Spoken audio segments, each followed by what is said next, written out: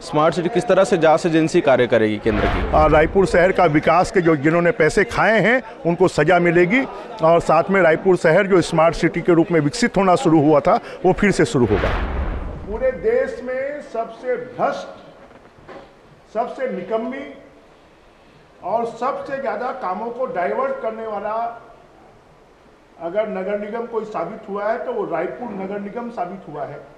हमारा जब ये भाजपा का प्रतिनिधिमंडल पार्षद दल से लेके सांसद जी से लेके विधायक तक पूरी पार्टी जब दिल्ली में जाकर के दस्तावेज के साथ में वो सब चीज दे करके आई है, तब जाकर के आज आर्थिक अनियमितता, टेक्निकल प्रशासनिक स्वीकृति और गुणवत्ता तीनों की प्राइवेट एजेंसी जब जांच कर रही है, तो इस रायपुर शहर के अंदर व्याप्त भ्रष्टाचार के रूप में जो इन्होंने अपना अंगद का पेड़ जमाया है, अब वो पेड़ उखड़ने का समय आ गया है और उसकी हम लड़ाई लड़ते रहेंगे। लाइब्रेरी बनाने मोती बाग में, वहां का वातावरण क्या है? लाइब्रेरी बनाना चाहिए तो साइंस कॉलेज में बनाना चाहिए, परंतु जहां पर इनको पैसे खाने हैं, भ्रष्टाचार करना है,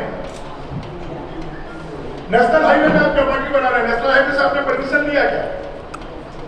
डेली बांधा से वीआईपी रोड में आप नेशनल हाईवे का डेवलपमेंट कर रहे हैं, क्या आपने नेशनल हाईवे से परमिशन लिया क्या? आप स्पोर्ट्स के एरिया में, एजुकेशनल एरिया में चौपाटी बना रहे हैं, क्या आपने स्पोर्ट्स डिपार्टमेंट का परमिशन लिया? क्या आपने एजुकेशनल डिपार्टमेंट का परमिशन लिया? तो तुगलकी शासन चल रहा है, टका से भागी टका से खाजा, जिसकी जो मर्जी है वो कर रहा है, जिसमें पैसा खाने को मिले वो काम करो। आज रायपुर शहर में 1000 करोड़ रुपए खर्च होने के बाद तो रायपुर शहर जो भारतीय जनता पार्टी के राज में, रायपुर शहर को 15 सालों में 1500 करोड़ रुपए से ज्यादा मिला, परंतु इनके पिछले 4 सालों में 300 करोड़ रुपए भी नहीं मिला। देखिए, पूरे देश में सबसे भ्रष्ट, सबसे निकम्मी और सबसे ज्यादा कामों को डाइवर्ट करने वाला अगर नगर निगम कोई साबित हुआ है तो वो रायपुर नगर निगम साबित हुआ है।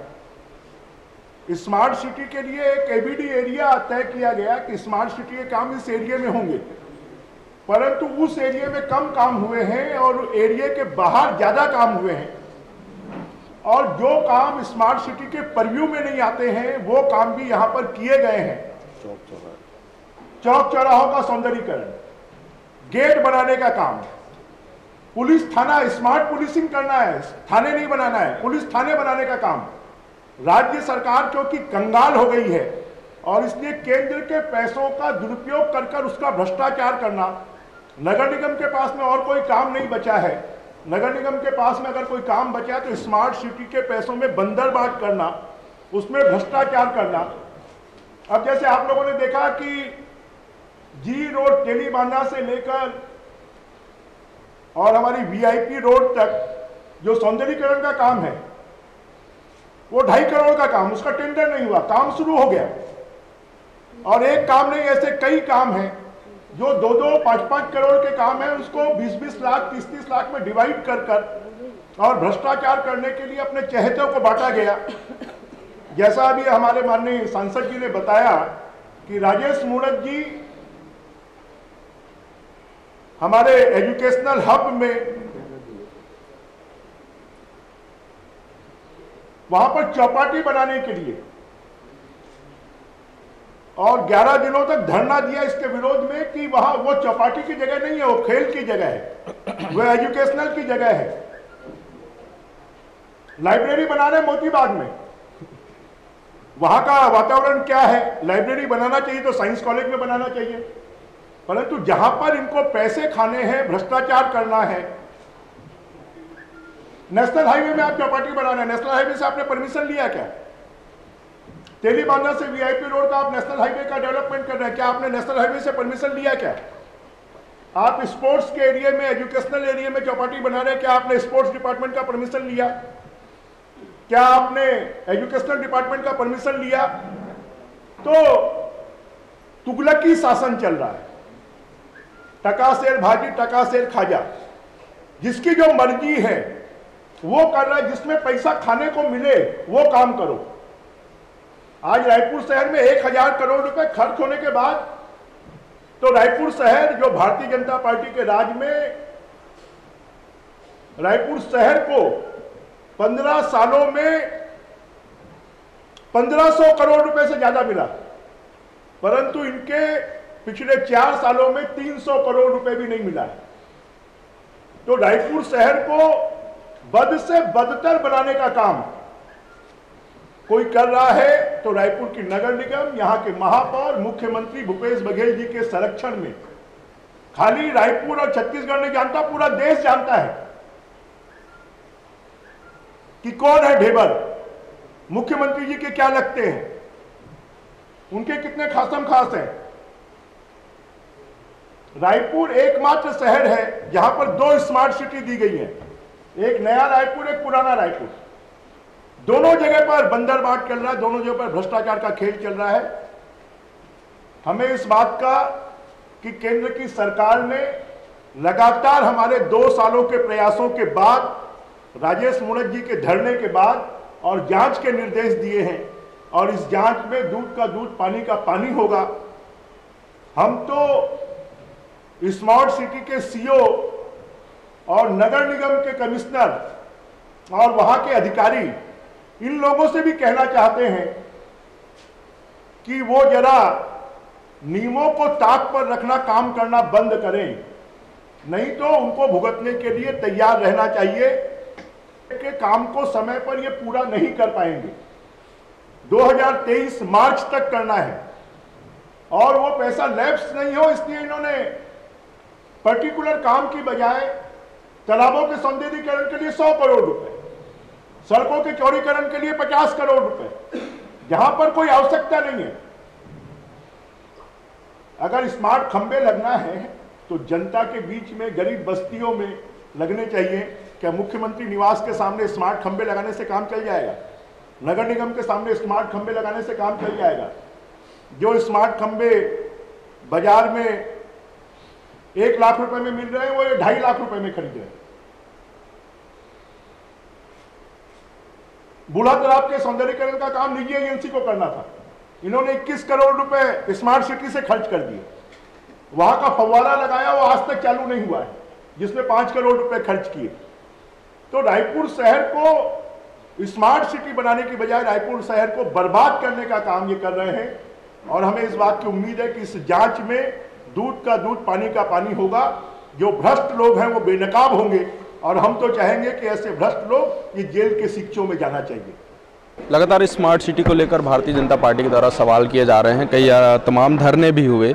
स्मार्ट सिटी किस तरह से जांच एजेंसी कार्य करेगी केंद्र की? देखिए, स्मार्ट सिटी के भ्रष्टाचार को उजागर करने के लिए लगातार भारतीय जनता पार्टी आंदोलन कर रही है, प्रदर्शन कर रही है, जांच की मांग कर रही है।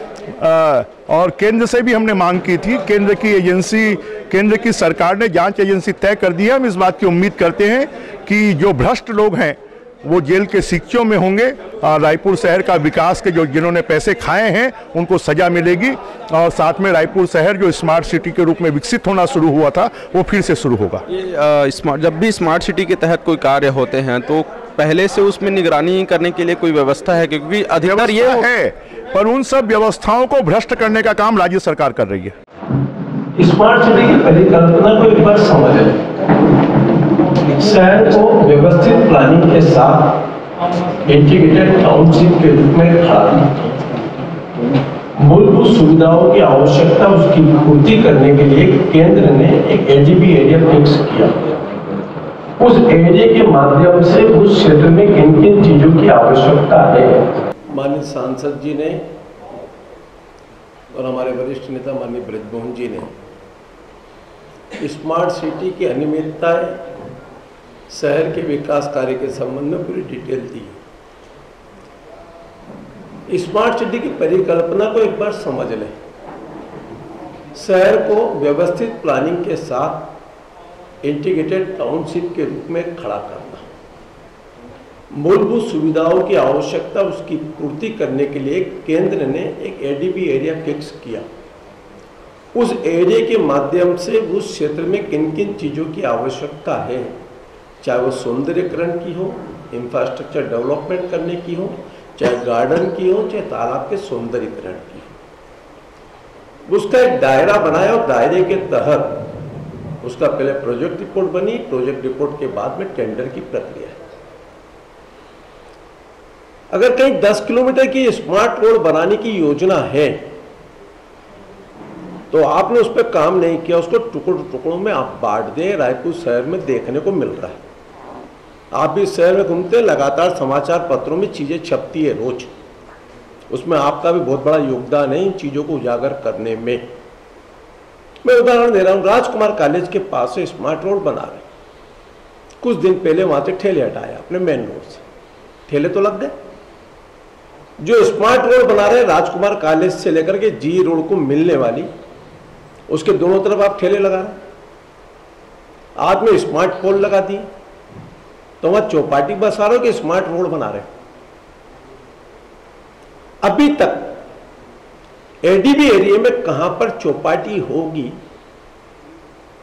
कहां पर खाने पीने के सामान बिकेंगे, ये स्मार्ट सिटी की परिकल्पना में है।